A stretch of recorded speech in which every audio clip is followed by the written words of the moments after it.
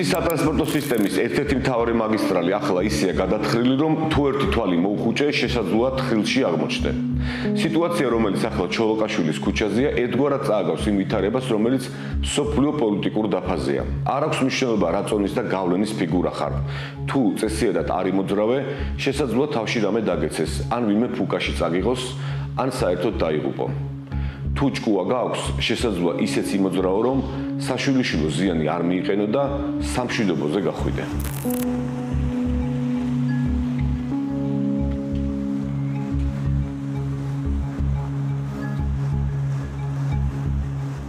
ჩოლოყაშვილის გამზირზე ავტომანქანით მოხვედრა ძნელია, მაგრამ 50 წლის კაცმა, რომელიც 30 წელია დიპლომატიურ სამსახურშია და ახლა მაკაბოჭორიშვილის მოადგილედ იწოდება, რუსეთის ფედერაციის ვითომ გაუქმებული საელჩოს წინ მდებარე საელჩოში მისვლა მოახერხა და ირანს სოლიდარობა გამოუცხადა. და როგორც საელჩო წერს, პატივი მიაგო ირანში ისრაელის რეჟიმის მიერ განხორციელებული შეერაღებული თავდასხმის დროს დაღუპულ მოწამეთა ხსოვნას. ირანის საელჩოდან უკრაინის საელჩომდე, ანუ იმ სახელმწიფოს დიპლომატიურ წარმომადგენლობამდე, რომელიც საქართველოს და უკრაინის საერთო მტერს რუსეთს მესამე წელია თავგანწიрлით თევზვის, რამდენიმე ნაბიჯია. არ მახსენდება შემთხვევა, რომ ამ შენობაში ღვთისმშობელი კი არა, რომელიმე ქართველი დიპლომატი მისულიყო უკრაინელი ხალხისთვის სოლიდარობის გამოსაცხადებლად. აი ის კი კარგად მახსოვს, ლამის ღიად რომ ელოდებოდა ივანიშვილის პარტია კიევის სამდღეში დაცემას, რომ უფრო ადვილად გადაბარგებულიყო იმ ბანაკში, სადაც ბოროტების ღერძი რუსული ჭაობია. კიევი არ დაეცა და ივანიშვილმა სხვა ტაქტიკა აირჩია, ცოტა გრძელი გზით, მაგრამ იმავე შედეგით. მსოფლიოში ახალი რკინის ფარდის დაშვების შემთხვევაში იქით რუსეთის განაპირა ეზოში მოხვედრით. ფარდა ეშვება, აქეთ მოხვედრის შანსები კი ყოველდღიურად მცირდება. ევროპა და მთლიანად მსოფლიო, როგორც ის 22 წლის 24 თებერვლამდე იყო, აღარ იქნება. ამაზე ბევრს აღარ ვისაუბრებ, თუმცა ისიც ფაქტია, რომ 13 ივნისს ისრაელის ავიაციის მიერ ირანის ბირთვულ ობიექტების შეტევისა და რამდენიმე დღეში შეერთებული შტატების მიერ ამავე ობიექტებზე განხორციელებული ავიაიერიშების შემდეგ სოფლიოს ახალი წერტილი აქვს, საიდანაც შემოbrunება აღარ იქნება. ამ ტურბულენტობაში ვინმე ღვთისმშობელმა, ანუ ივანიშვილმა დემონსტრაციულად თეირანს სოლიდარობა გამოუცხადა. ამ ჟესტით ივანიშვილმა, რომლის პროპაგანდამაც შიდა მოხმარებისთვის შეერთებულ შტატებში ელჩისთვის აგრემანის გადაცემა ლამის რელიგიურ დღესასწაულად გამოაცხადა, ვაშინგტონს მთელ დასავლურ კოალიციას და რა თქმა უნდა ისრაელს უთხრა, რომ ის რუსეთის ბანაკშია. მე პირადად და არა მხოლოდ მე ეს დემონსტრაციული ჟესტი არ გამკვირვებია. კობახიძე, რომელიც იმ დარბაზში იმყოფება, სადაც სიკვდილი ამერიკას ყვიროდნენ, ამის შემდეგ რა არის გასაკვირი. აქვე მინდა კიდევ ერთხელ ასეთ ჟესტებს და ოცნების მსგავს ქმედებებს ჩემეული სახელი ანტიამერიკული, ანტიდასავლური, ანტიევროპული კი არა, ანტიქართული, ანტისახელმწიფოებრივი ქმედება დავარქვა. რატომ გადაწყვეტეთ, რომ სოლიდარობა ირანის მიმართ უნდა გამოგეხატათ? გესმით ჩემი ხმა ბატონო ყურა? არის ჭერს თქვენთან? ამ კურსში არ მესმის. ეს ვინმე მაჭარაშვილი ივანიშვილის პროპაგანდის რიგითი, მაგრამ მოლაპარაკე თავია. ამ დროს მას არც ცენტრიდან აქვს მესიჯ ბოქსი და ვფიქრობ საერთოდ ვერ ხვდება. ახლა არა მხოლოდ რეგიონში, სოფლიოში რა ხდება. მან მხოლოდ ისიც ის, რომ ივანიშვილს და რუსეთს არ უნდა აწყენინოს. ის რაც არიციან კოლექტიურმა მაჭარაშვილმა, ხშირ შემთხვევაში ქართულენოვანი რუსული პროპაგანდის მესვეურება იციან. ბევრად თქვენგანმა ალბათ არც ის იცის, რომ საზოგადოებრივ მაუწყებელზე არსებობს ასეთი გადაცემა 42 პარალელი, რომლის ხშირი სტუმრები ეგრეთ წოდებული უცხოელი ექსპერტები არიან. ისინი ვითომ და აქ არაფერიო, მოსკოვის სანქტ-პეტერბურგის პუტინის კონფერენციების პარალელურად თბილისის ღონისძიებებზე რომ დადიან. ხო და 42 პარალელის პოდკასტის 35 სერიაში საერთაშორისო ურთიერთობების ექსპერტ ლაშა კასაძესთან ერთად გვიმრაძებ და მაღლაფერიძემ ამაზე ვერ შევჩერდები ისრაელ-ირანის შორის მიმდინარე მწვავე დაპირისპირებაზე და ამ დაპირისპირების სოფლიოსა და საქართველოს გავლენაზე ისაუბრეს. კასაძესთვის როგორც თავად ამბობს, ისრაელი წითელი ხაზია, მაგრამ გადაცემის წამყვარს არ სჯერა, რომ ირანი ისრაელისთვის საფრთხეს წარმოადგენს. მე ვეცარ ისრაელი იმისთვის საკუთარი არსებობისთვის. ხო და უყურე ის ცდილობს ლობიზმის ხადია. მოიცა ის ცდილობს ლობიზმის და ნეოკონების გამოყენებით წარმოქმნას მოცემულობა, რომ საფრთხე ემუქრება. და მას რეალურად ეს საფრთხე არ ემუქრება, იმიტომ რომ არ არსებობს ქვეყანა რეგიონში, ახლო აღმოსავლეთის რეგიონში. იმიტომ ვთქვი, რომ რაციონალური აქტორები, ანუ სახელმწიფო არ. ჩემი კომენტარი მარტივია, გვიმრაძე არაფერს იტყვის ისეც, რომელიც ცენტრს და კანტორას გააღიზიანებს. 52 პარალელს კიდე მიუბრუნდები და გაჩვენებთ ლაშამ როგორ დაიპყრო ანალიტიკის რუსული მწვერვალები. მანამდე კი სამხრეთ კავკასიაში ვითარება, რომელიც არ მხოლოდ რეგიონს, მთლიანად მსოფლიოს ეხება. ივანიშვილმა ბოჭორიშვილის მოადგილე ამ შენობაში 2 ივლისს გამოუშვა. ამბავი იმის შესახებ, რომ პუტინის რუსულმა ომანმა ეგრეთ წოდებული სპეცოპერაციის შედეგად ეკატერინბურგში 50 აზერბაიჯანელი დააკავა, რომელთაგან 2 ძმების საფაროები რუსული ვერსიით გულის შეტევით გარდაიცვალნენ, უკვე ყველასთვის ცნობილია. ბაქომ გარდაცვლილების ხედარების გადმოცემა მოითხოვა. ჩატარებული ექსპერტიზის შედეგად დადგინდა, რომ საფაროები წამების არადამიანური მოპყრობის და ცემის შედეგად გარდაიცვალნენ. აზერბაიჯანის პროკურატურამ სისხლის სამართლის საქმეც კი აღძრა, რაც მოსკოვში რუსეთის შიდა საქმეებში ჩარევად იქნა მიჩნეული. ამის მერე დაიწყო ის, რასაც არავინ მოელოდა, პირველ რიგში კი კრემლის დიქტატორი, რომლის წარმოსახვაშიც აზერბაიჯანი ყოფილი პოსტსაბჭოთა რესპუბლიკაა, სადღაც იმპერიის განაპირას, რომელსაც არც სუვერენიტეტი აქვს და არც თვითყოფადობა და მის პრეზიდენტიც უბრალოდ ვასალია. თუმცა ალიევმა მსოფლიოს დასანახად პუტინს უთხრა, რომ ის ლუკაშენკო არ არის და მარჯვენა ლოყაში გალაწუნებულმა მარცხენა კი არ მიუშვირა, აქაც დამარცხიო, პასუხი ძლიერი მუშტით დაუბრუნა და ლამაზად ცხვირიც მიუნგრია. Putin. რა მოხდა ბატონო პუტინო? მიუხედავად იმისა, რომ იმპერია დასრულდა, აზროვნება არ შეცვლილა, გრძელდება, არსებობს. ადრე სტალინი აჭირდა თავებს NKVD-ში. ახლა პუტინი აღჭობს ომუნით მათ, ვინც არ ეთანხმება. Haqqını tələb edəni AMON-un əli ilə yox edir. 30 ივლისს კი აზერბაიჯანის უშიშროებამ რუსული პროპაგანდისტული სპუტნიკის 2 თანამშრომელი საჩვენებლად და საჯაროდ შპიონაჟისთვის დააკავა. 1 ივლისს კი ცნობილი გახდა, რომ აზერბაიჯანის უშიშროებამ რუსეთის 10 მოქალაქე დააკავა, რომლებიც დანაშაულებრივი დაჯგუფების წევრები იყვნენ. მათ ბრალად ედებათ ირანიდან ნარკოტრანზიტში მონაწილეობა, კიბერთაღლითობა და აკრძალული ნივთებით ვაჭრობა. დაკავებაც საჩვენებელი იყო, წამებით გარდაცვალებას ადგილი არ ჰქონია, მაგრამ დაკავებულებს სახეზე ცემის კვალი ეტყობოდათ. ალიევმა პუტინს იმავე მეთოდებით უპასუხა, რა მეთოდებითაც პუტინი წლებია მოქმედებს და კრემლში გადაწყვიტეს, რომ არენაზე ცნობილი პროპაგანდისტი უნდა გამოიყვანოთ, რომელიც ერთს დაიყეფებდა და ბაქოში შეეშინდებოდათ. აზერბაიჯანისადმი, მისი ისტორიისა და ტრადიციისადმი დიდი პატივისცემის მიუხედავად, თუ რუსეთი წამით აწევს წარბს, მაგრამ ბაქოში არც წარბის აწევი შეეშინდათ და არც ირიბი მინიშნების ომის შესახებ. უფრო მეტიც, მოგვიანებით ტონი თავად მარია ზახაროვმას შეარბილა.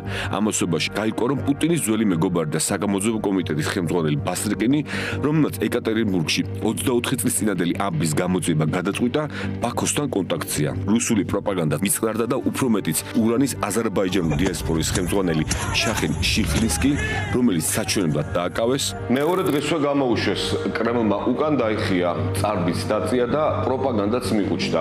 სალავების ბოდვა, რომ ბაქოს ქმედებების უკან ბრიტანეთი იდგა, ბოდვად დარჩა, ისევე როგორც რუსული SVR-ის ბოდვა, რომ ბრიტანეთი საქართველოში გადატრიალებას გეგმავს. მესმის, რომ ეს ბრიტანეთის სპეცსამსახურების ბრწყინვალე სპეცოპერაცია. ამასთან არ ვარ დარწმუნებული, რომ ეს თავად აზერბაიჯანში ესმით, მაგრამ მიზანი რა თქმა უნდა არის რესპუბლიკის ხელმძღვანელობის შეცვლა. ბაქოსა და მოსკოვს შორის დაპირისპირება 2024 წლის 25 დეკემბერს დაიწყო, როდესაც გროზნოსთან ახლოს რუსეთმა ჰაერსაწინააღმდეგო სისტემით აზერბაიჯანის ავიახაზების თვითმფრინავს დამიზნებით ესროლა. პორტი იძულებული გახდა აქტაუს მიმართულებით გადაფრენილიყო. თვითმფრინავმა აქტაუსთან კატასტროფა განიცადა.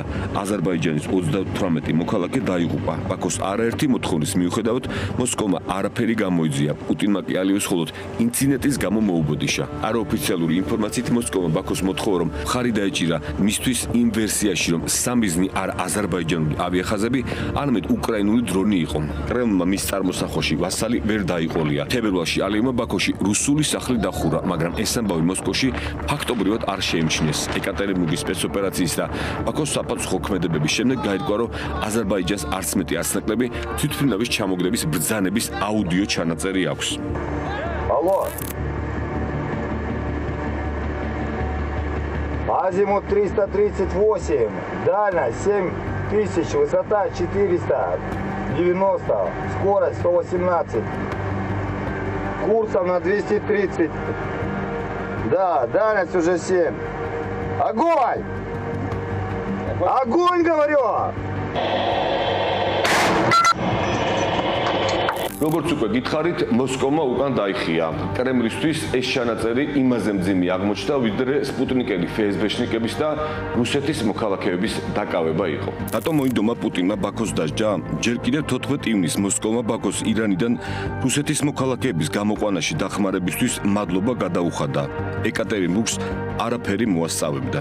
მაგრამ ყარაბაღის დაბრუნების შემდეგ რეგიონში თურქეთის მთავარი მოკავშირე აზერბაიჯანი სომხეთთან სამშვიდობო ხელშეკრულების მოსაწერად ემზადება. ამასობაში ყარაბაღის ომში სომხეთის მიმტოვებებმა რუსეთმა ირანის მიეტოვა. კრემლში მიხვდნენ, რომ სამხრეთ კავკასიაში მართვის სადავეებს კარგავდნენ. ამასთან კრემლში წარედ ახსოვთ ალიევის უარი 9 მაისს პუტინის მთავარ წმიდა დღესასწაულზე ჩასვლასთან დაკავშირებით. ამ ფონზე ალიევი 19 ივლისს ერდოღანის მიწვევით თურქეთის ქალაქ კახრამანმარში საცხოვრებელი კომპლექს აზერბაიჯანულ კვარტალის გახსნაში იღებს მონაწილეობას. მეორე დღეს კი ერდოღანმა სტამბოლში დოლმაბახჩეს სასახლეში ფაშინიანი მიიღო. მოსკოვისთვის ცხადზე ცხადი გახდა, რომ ის ბაქოსთან ერთად ერევანსაც კარგავს. მით უმეტეს იმ ფონზე, რომ სომხური ეკლესიის რამდენიმე მაღალი იერარქი, მოძრაობა წმინდა ბრძოლის წევრები და რუსი აზერბაიჯანელი ბიზნესმენი მილიარდელი სამელ კარაპეტენი უკვე დაკავებულები არიან. ყველა მათგანი სახელმწიფო გადატრიალების და ტერორიზმის საქმეზეა დაპატიმრებული. უბრალო დეტალია, მაგრამ დოლმაბახჩეში ფაშინიანი რუსული ქსელის განეიტრალების ძირითადი ფაზის დასრულების შემდეგ ჩავიდა. სომხეთის უშიშროების ჩატარებულ სპეცოპერაციას ქართული ექოც აქვს, რომელიც ჩვენთვის ძალიან მნიშვნელოვანია, თუმცა მანამდე მოსკოვი, რომელიც მიხვდა, რომ მის გარეშე შესაძლოა ერევანი და ბაქო დაალაგდნენ. თან ისე, რომ ანკარა იყოს ამაში მნიშვნელოვანი და მასთან ერთად ვაშინგტონი და ბრიუსელი. ერდოღანი ალიევის და ფაშინიანი ალიევლის შეხვედრების შემდეგ ვრცელდება ინფორმაცია, რომ შესაძლოა ბაქოსა და ერევანის ლიდერები ერთმანეთს სულ მალე დუბაიში შეხვდნენ. რა თქმა უნდა, ამ შეხვედრის მთავარი თემა ორ სახელმწიფოს შორის სამშვიდობო შეთანხმების გაფორმებაა. დოკუმენტის ხელმოწერის შემდეგ მოსკოვის სამხრეთ კავკასიის ორი ქვეყნის შანტაჟის ბერკეტს საბოლოოდ დაკარგავს. ამ ხელშეკრულების და ანკარა-ერევანი ბაქოს დიდი შეთანხმების ერთ-ერთი მთავარი საკითხი ზანგეზურის კორიდორია. გავრცელდა ცნობები, რომ სომხეთმა, აზერბაიჯანმა და თურქეთმა გარკვეულ შეთანხმებას მიაღწიეს ზანგეზურის დერეფანთან დაკავშირებით, რომელიც გულისხმობს ბაქოს ნახიჩევანის ექსკლავთან და შესაბამისად თურქეთის საზღვართან დაკავშირებას. იდეის განხორციელების შემთხვევაში ქმნის დამატებით მარშრუტს ევროპასა და აზიას შორის. ფაშინიანმა კორიდორს სამუშაო სახელიც კი შეუცვალა და მას მსოფლიოს ახალ გზაჯვარედინად მოიხსენიებს. და გზაჯვარედინის უმნიშვნელოვანეს ისტორიაში ვაშინგტონი შემოდის. ანალიტიკური ორგანიზაცია კარნეგის ფონდის ანალიტიკოსის ოლესია ვართანიანის ინფორმაციით, დერეფნი დაინტერესება დონალდ ტრამპის ადმინისტრაციამაც გამოხატა და წამოუყენა გეგმა, რომელიც მის ფუნქციონირებაში ამერიკული ბიზნეს პარტნიორების ჩართულობას გულისხმობს. მოსკოვი ამ პროცესსაც გამოეთიშა. უფრო მეტიც არაოფიციალური ინფორმაციით, არ არის გამორიცხული აზერბაიჯანის ტერიტორიაზე თურქეთმა ნატოს წევრმა სახელმწიფომ სამხედრო ბაზა განათავსოს. თუ პროცესები სამხრეთ კავკასიაში გეგმის მიხედვით წავიდა და ამ შემთხვევაში ბაქოსა და ერევანს შორის ვითარება დასტაბილურდა, მე სულაც არ მეწყინება, რომ სომხეთმა ერთ მშვენიერ დღეს რუსეთს გიუმრიდან სამხედრო ბაზის გაყვანა მოსთხოვოს. მანამდე კი რაც რეალურია და სულ მალე ხელშესახები გახდება, არის ის, რომ სომხეთი ბრიუსელისგან ვიზა ლიბერალიზაციას ელოდება. ივნისის ბოლოს ერევანში ვიზიტად ყოფნა ევროკავშირის უმაღლესმა წარმომადგენელმა საგარეო და უსაფრთხოების საკითხებში კაია კალასმა შემდეგი განაცხადა: ევროკავშირი და სომხეთი არასოდეს ყოფილან ასე ახლოს, როგორც ახლა ვართ. ჩვენ იდეოლოგიური მტერი არ გვყავს. აი ნახეთ. აი კაია კალასია ერთი რო ვერ ისე რა საინტერესო ფენომენია კაია კალას. ესე უკრაინაში აბსოლუტურად გამორიცხავს დიპლომატიურ მოგვარებას და ირან-ისრაელში კი დიპლომატიურად უნდა მოგვარდნენო გააკეთა განაცხადი. კარგია ამერიკაში ცხოვრება, იმიტომ რომ კაია კალასისნაირ ჩვენ ეხლა გავიგე პირველად კაია კალასს. ვიმრაძე და მაღლაფერიძე კაია კალას დასცინიან. ანალიტიკოსი კი მას საერთოდ არ იცნობს. ეს დიდი ანალიტიკური გადაცემა ბუმბერაზის სტუმრით და საუკეთესო მასპინძლებით 18 ივნისით არის დათარიღებული. ადამიანი, რომელიც ამბობს, რომ კაია კალას არ იცნობს, სომხეთთან დაკავშირებით ასეთ რამეს ამბობს. სამხრეთ კავკასიაში ბევრი მოსაზრებაც იყო იმაზე, რომ ეხავითომ ვისაუბრეთ ჩვენ ამაზეც სომხეთს კაჩავს თავის ტერიტორიაზე დასავლეთი საფრანგეთის სახით, ეს კომიკო არასერიოზულია, ეს ანალიტიკურ მონაცემათაც არღის ამაზე საუბარი. მარტო ამაზე შეიძლება დიდ ექსპერტად წოდებულის ექსპერტულ შესაძლებლობებში ეჭვი შეიტანო. ან საერთოდ აზრი არ არის ბატონილაში ახლა რა ხდება სომხეთში და ზოგადად კავკასიაში, ან სხვაგან არის, ან არ ვიცი, ან იმას ამბობს, რაც იმას ეს სიამოვნება, ვისაც სამხრეთ კავკასიის რუსეთის ჰეგემონიიდან ერთხელ და სამუდამოდ თავის დაღწევა არ უხარია. ვის არ უხარია, კი გამოიცენით რუსეთს და მის პარტნიორებს თბილისში. სანამ დიდი ექსპერტის საქართველოსთვის გამზადებულ რუსულ გეგმას და რეალობას შემოგთავაზებთ, ტკბილი ბოლოსთვის მოგიტოვეთ, მანამდე გეტყვით რა კავშირი აქვს სომხეთში არ შემდგარ გადატრიალებას საქართველოსთან.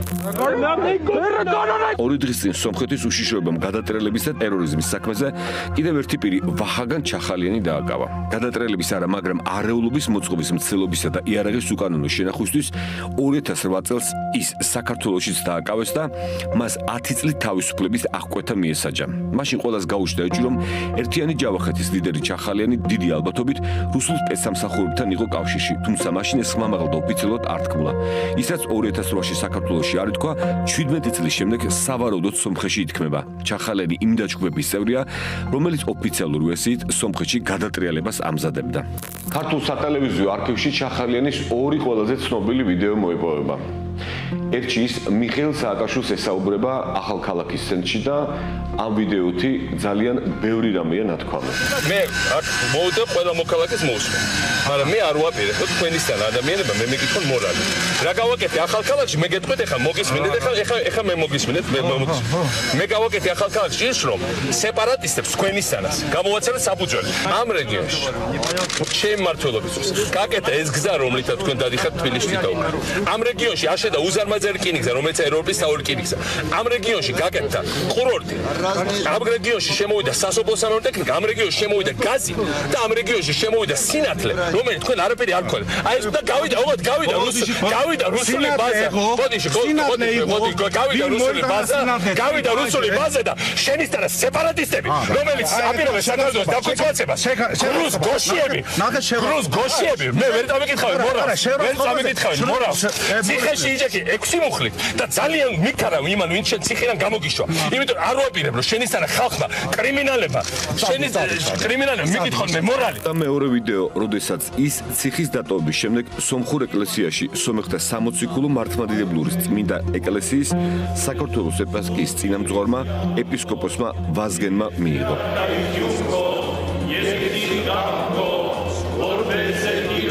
2012 წელს ჩახალიანი ეგრეთ წოდებული პოლიტპატიმრების ეგრეთ წოდებულ ამინისტრებულთა სიაში ვერ მოხვდა, მაგრამ 2013 წლის 17 იანვარს სომხური მედია ავრცელებს ინფორმაციას, რომ სრულიად სომეხთა კათოლიკოსმა გარეგინ მეორემ მაშინდელ პრემიერს ივანიშვილს მის რეზიდენციაში ეჩმიაძეში შეხვედრისას მოუწოდა ჩახალიანის გათავისუფლება. ერევნიდან ივანიშვილის დაბრუნების შემდეგ რამდენიმე დღეში თუ არ ვცდები 24 იანვარს ჩახალიანი გაათავისუფლეს. ანუ ახლა რა გამოდის, რომ ივანიშვილის მიერ გარეგინ მეორის თხოვნით საფუძველზე გათავისუფლებულ ჩახალიანს სომხეთის უშიშროება იმ საქმეზე აკავებს, რა საქმეზეც ერთი მღვდელმთავარი საერთოდ გარეგინ მეორის რეზიდენციაში დააკავეს. საქმეზე რომლის კვალიც დიდი ალბათობით რუსეთის სპეცსამსახურებამდე მიდის. დანარჩენ კითხვებს აღარ დავსვამ, ტყუილად რამე რომ არ დამბრალდეს. 2013 წელს მაშინდელი პრემიერის ივანიშვილის სომხეთში ვიზიტი მხოლოდ ჩახალიანის გათავისუფლებით არ არის საინტერესო. რადიო თავისუფლებისთვის მიცემულ ინტერვიუში ივანიშვილმა განაცხადა, რომ აფხაზეთში რკინიგზა უნდა აღდგეს. ასევე თქვა, რომ შეერთებულ штатებთან, ევროკავშირთან და ნატოსთან სომხეთის ურთიერთობა სამაგალითოა. Возникает вопрос, можно ли совместить? Ჩდება კითხვა, შეიძლება თუ არა ერთმანეთს შეუთავსოთ რუსეთთან ურთიერთობის აღდგენა და კარგი ურთიერთობა ნატოსთან, ნატოსკენ სწრაფვა. კონდეს კარგი ურთიერთობა ამერიკასთან და ნატოს ქვეყნებთან. ფიქრობ, ამის კარგი მაგალითი სომხეთია. სომხეთი ქართველებს კარგ მაგალითს აძლევს და მხოლოდ თეთრ შურს იწვევს. სომხეთს შესანიშნავი ურთიერთობა აქვს რუსეთთან, ასევე ნატოსთან და ასევე შეერთებულ штатებთან და ნატოსთან. შესაბამისად, ეს ყველაფერი შესაძლებელია. Отлично ладит с Россией, дружеских отношений имеет, и отлично ладит при этом с Америкой и с остальными странами, членами НАТО. Соответственно, все это возможно. ამ ინტერვიუდან 12 წელი გავიდა. ივანიშვილის საგარეო პრაგმატული დაბალანსებული პოლიტიკის წყალობით ახლა არც შეერთებული შტატების სტრატეგიული პარტნიორები ვართ, არც ევროკავშირის გაფართოების ბოლო სიაში ვართ, არც ნატოს სამიტებზე გვეპატიჟებიან. არც სამხრეთ კავკასიის ლიდერი სახელმწიფო ვართ, რადგან როგორც გუმბერაძე დიდი ანალიტიკოსი 42 პარალელში ამბობს, ჩუმად უნდა ვიყოთ. არაფერი კავშირი გეოსტრატეგიული და სახელმწიფოებასთან კავშირი ირანთან არეულობას ჩვენთან პირდაპირ არ აქვს. ჩვენ უნდა ვიყოთ ჩუმად, რუსეთსაც არ უნდა თბილისის აღება. რუსეთმა დაასვა წერტილი, სტრატეგიულად გაიმარჯვა. კრემლში იმპერიული იდეები ცოცხალია და დაბოდიალობს, უბრალოდ იმპერია აღარ არის. ბაქოს ძლიერმა მუშტმა ნათელი გახადა, რომ პატარა პოსტსაბჭოთა რესპუბლიკა დიდი რეგიონალური სახელმწიფოა. ბაქოს გამბედაობა უკალოდ არ ჩაელვის არჩუა აზიური სახელმწიფოებისთვის. პუტინს ახლა მგონია, რომ ის ვითარებას აკონტროლებს, რადგან ხანდახან ტრამპს ტელეფონით ესაუბრება. თუმცა როგორც ჩანს, თეთრი სახლის მოთმინების ფიალა ივსება და ეს ვაშინგტონი მოსკოვის ბოლო სატელეფონო საუბრის შემდეგ ტრამპის რეაქციის მიხედვით მხოლოდ ამას მოასწავებს, ისევე როგორც ამ საუბრის შემდეგ ზელენსკი ტრამპის სატელეფონო კონტაქტი შედგა. საუბარი 40 წუთს გაგრძელდა. ამ სატელეფონო საუბრის შემდეგ გავრცელებული ინფორმაციის თანახმად, დიდი ალბათობაა იმისა, რომ ფრონტზე გარდატეხა შევიდეს. ახლა სამხრეთ კავკასიასაც კარგავს. ოღონდ ისე, რომ საქართველოს, რომელიც ერთდროს რეგიონის პოლიტიკურ, კულტურულ და ეკონომიკური ცენტრი იყო, ბაქოსთან და ერევანთან ერთად კი არ ცდილობს რუსული დათვის კლანჭებს საბოლოოდ დააღწიოს თავი. არა, მისი მიმტაცებელი ცდილობს მსოფლიოს ახალ დღის წესრიგში საქართველოს რკინის ფარდის მიღმა რუსეთთან ერთად აღმოჩნდეს.